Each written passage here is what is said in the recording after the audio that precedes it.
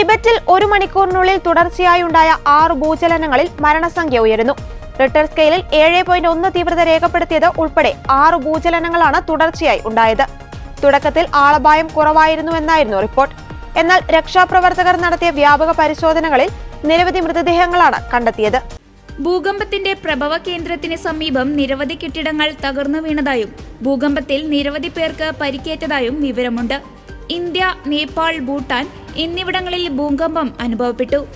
ദില്ലി NCRലും ഉത്തരേന്ത്യയുടെ വിവിധ ഭാഗങ്ങളിലും ബീഹാറിന്റെ തലസ്ഥാനമായ പട്നയിലും വടക്കൻ മേഖലയിലെ ഒന്നിലധികം സ്ഥലങ്ങളിലും ശക്തമായ ഭൂചലനം അനുഭവപ്പെട്ടിരുന്നു. പശ്ചിമ ബംഗാളിലും അസം ഉൾപ്പെടെയുള്ള വടക്കുകിഴക്കൻ സംസ്ഥാനങ്ങളിലും ഭൂചലനം അനുഭവപ്പെട്ടു. ടിബറ്റിലുണ്ടായ വിനാശകരമായ ഭൂകമ്പത്തിൽ ഇന്ത്യ അനുശോചനം രേഖപ്പെടുത്തി.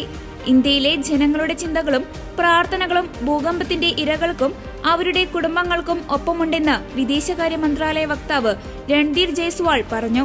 ടിബറ്റിൽ ഭൂചലനം മൂലമുണ്ടായ നാശനഷ്ടങ്ങളിൽ ഇന്ത്യൻ സർക്കാർ അനുശോചനം രേഖപ്പെടുത്തിയിരുന്നു. നേപ്പാളിന്റെ ഭൂപ്രകൃതിയാണ് അടിക്കടി നേപ്പാളിൽ ഭൂചലനത്തിന് കാരണമാകുന്നത്.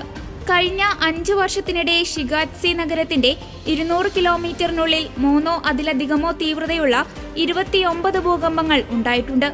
നേപ്പാളും ഇതിനു മുൻപ് ശക്തമായ ഭൂചലനം ഉണ്ടായിട്ടുള്ള രാജ്യമാണ്.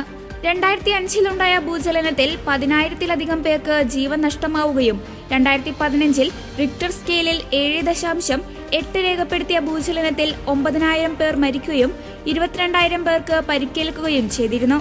തിങ്കളാഴ്ച ഉച്ചയ്ക്ക് 12:47 അഫ്ഗാനിസ്ഥാനിൽ 4.5 തീവ്രത രേഖപ്പെടുത്തിയ ഭൂചലനം അനുഭവപ്പെട്ടിരുന്നു.